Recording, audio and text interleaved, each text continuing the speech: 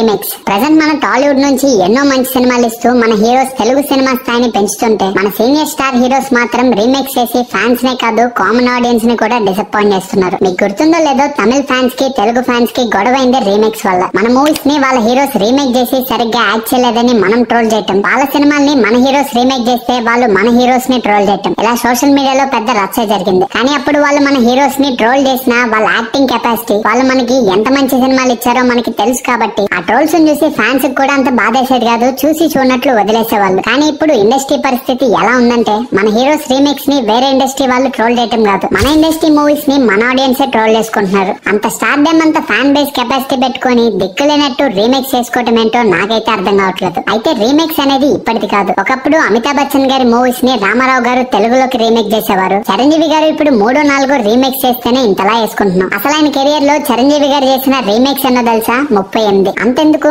మనం industry hits గా చెప్పుకుంటే గరాన మొగుడు, పసివాడి ప్రాణం కూడా చిరంజీవి గారి రీమేక్స్. నేను ఎగ్జాంపుల్ కి 2 మూవీస్ చెప్పాను. వెంకటేష్ గారి ఇండస్ట్రీ హిట్ అయిన చంటి, పవన్ కళ్యాణ్ గారి కెరియర్ బిగ్గెస్ట్ హిట్ అయిన ఖుషి మూవీ కూడా రీమేక్స్. కానీ అప్పుడు రీమేక్స్ చేస్తే ఎందుకు బ్లాక్ బస్టర్ అయ్యాయి, ఇప్పుడు రీమేక్స్ చేస్తే ఎందుకు డిజాస్టర్ అవుతున్నాయి? అసలు మన సీనియర్ హీరోస్ ఎందుకు రీమేక్స్ ఒప్పుకుంటున్నారు, వాళ్ళు చేస్తున్న మేజర్ మిస్టేక్స్ ఏంటో ఈ వీడియోలో తెలుసుకుందాం. Reason 1, not all industry stories are giving same experience. ప్రతి ఇండస్ట్రీకి ఒక యూనిక్ స్టైల్ ఉంటుంది. ఫర్ ఎగ్జాంపుల్ బాలీవుడ్ ఇండస్ట్రీనే తీసుకుంటే వాళ్ళ ఫస్ట్ జనరేషన్ లో వాళ్ళ రీసెంట్ లాంటి లవ్ స్టోరీస్, వాళ్ళ మూవీస్ లో వచ్చే మ్యూజిక్ ఏ ఇండస్ట్రీలో ఉండదనుకునేవారు. ఇప్పుడు బాలీవుడ్ అంటే యాక్షన్ మూవీస్ కి మారుపేరైపోయింది. అలా తమిళ మూవీస్ కి మాస్, మలయాళం మూవీస్ కి ఫీల్ గుడ్, ఇలా ఒక్కొక్క ఇండస్ట్రీ ఆడియన్స్ ఒక్కొక్క స్టైల్ కి అలవాటు పడిపోయారు. ఒకసారి 2000-2010 టైం పీరియడ్ లో వచ్చిన కన్నడ మూవీస్ ని చూసుకుంటే కొన్ని మూవీస్ లో కొన్ని సీన్స్ చూస్తుంటే తెలియకుండానే నవ్వొచ్చేస్తుంది. కానీ అక్కడ మూవీస్ బ్లాక్ బస్టర్ హిట్స్ అవుతాయి, ఎందుకంటే వాళ్ళు అలాంటి మూవీస్ కి అలవాటు పడిపోయారు. తమిళ్లో యుగానికి ఒక్కడు లాంటి యూనిక్ కాన్సెప్ట్ తో మూవీ తీస్తే అక్కడ మూవీ యావరేజ్ అయింది, తెలుగులో హిట్ అయింది. తమిళ ఆడియన్స్ కి అలాంటి మూవీస్ చాలానే చూసేసి బోర్ కొట్టేసింది. మనకి అలాంటి మూవీస్ చూద్దామనున్నా మన వాళ్ళు తీస్తే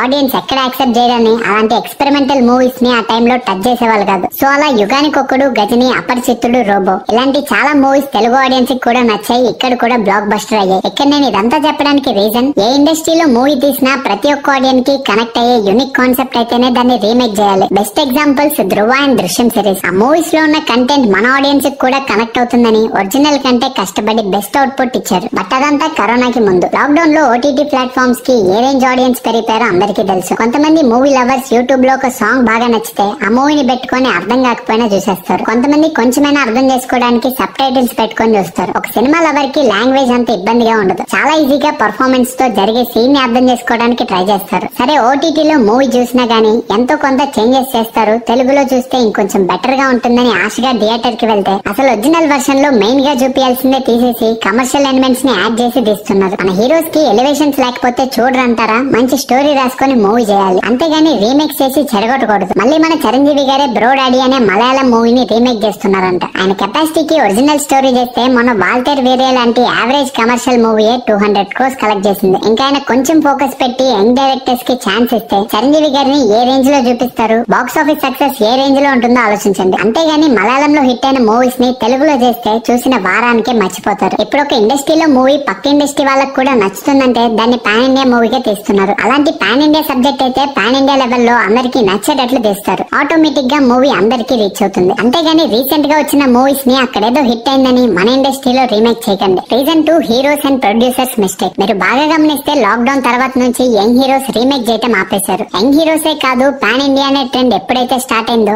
అప్పటి నుంచి స్టార్ హీరోస్ కూడా రీమేక్స్ కి ఛాన్స్ ఇవ్వట్లేదు. ఇక్కడ రీమేక్ చేయడానికి డైరెక్టర్స్ కి ఫస్ట్ గుర్తొచ్చే చాయిస్ సీనియర్ యాక్టర్స్. ఒక రీమేక్ స్టోరీని ప్రొడ్యూసర్ అయినా డైరెక్టర్ అయినా సీనియర్ యాక్టర్ దగ్గరికి తీసుకువెళ్తే వాళ్ళు వెంటనే యాక్సెప్ట్ చేయడానికి రీజన్, ఒక ఒరిజినల్ స్టోరీని తీస్తే చాలా తలనొప్పులు ఉంటాయి. ఆ సినిమాని ఆడియన్స్ ఎలా రిసీవ్ చేసుకుంటారు, ఈ డైరెక్టర్ ఎలా తీస్తారు, బడ్జెట్ ఎంత అవుతుంది, ఎంత కలెక్ట్ చేస్తుందని ఈ టెన్షన్స్ హీరోకే కాదు ప్రొడ్యూసర్ అండ్ డైరెక్టర్ కూడా ఉంటుంది. బట్ ఒక రీమేక్ మూవీకి ఇన్ని టెన్షన్స్ ఉండవు. ఆ డైరెక్టర్ కి కథ ఎలా తీయాలని ఒక విజువల్ మైండ్ లో ఉండిపోతుంది. ప్రొడ్యూసర్ కి ఎంత బడ్జెట్ అవుతుందని ఒక క్లారిటీ ఉంటుంది. హీరోకి తక్కువ రోజుల్లోనే షూటింగ్ అయిపోతుంది. ఇలా ప్రతి ఒక్కరికి ఎటు నుంచి చూసుకున్న అడ్వాంటేజ్ ఉండటంతో సీనియర్ యాక్టర్స్ లేనిపోని తలనొప్పి పెట్టుకోకుండా రీమేక్ చేస్తున్నారు. ఒక రీమేక్ ఫిల్మ్ ని యంగ్ యాక్టర్ తో కాకుండా సీనియర్ యాక్టర్ తో తీయడం చాలా కష్టం. యంగ్ హీరో ఏది చేసినా ఆడియన్స్ యాక్సెప్ట్ చేయడానికి ఛాన్సెస్ ఉన్నాయి. కానీ సీనియర్ హీరోస్ విషయంలో అలా కాదు. వాళ్ళకి కొన్ని లిమిట్స్ ఉంటాయి, వాళ్ళు చేయగలిగేవి కొన్ని ఉంటాయి. వాళ్ళ నుంచి ఆడియన్స్ ఖచ్చితంగా కోరుకునే ఎలిమెంట్స్ కూడా ఉంటాయి. సో అలా చచ్చినట్టు ఒరిజినల్ వర్షన్ లో చాలా చేంజెస్ చేసి మూవీస్ తీస్తున్నారు. ఆ మూవీస్ ని ఆడియన్స్ తీసుకోలేకపోతున్నారు. ఇదివరకు రీమేక్స్ లో ఇంత ఇబ్బంది ఉండేది కాదు. ఒరిజినల్ ఒరిజినల్ వర్షన్ చూడడానికి అంత టెక్నాలజీ లేదు, ఒకవేళ చూసినా అంత ప్రాబ్లం లేదు. ఎందుకంటే అప్పుడు మన హీరోస్ ఎంత సింపుల్ స్టోరీ అయినా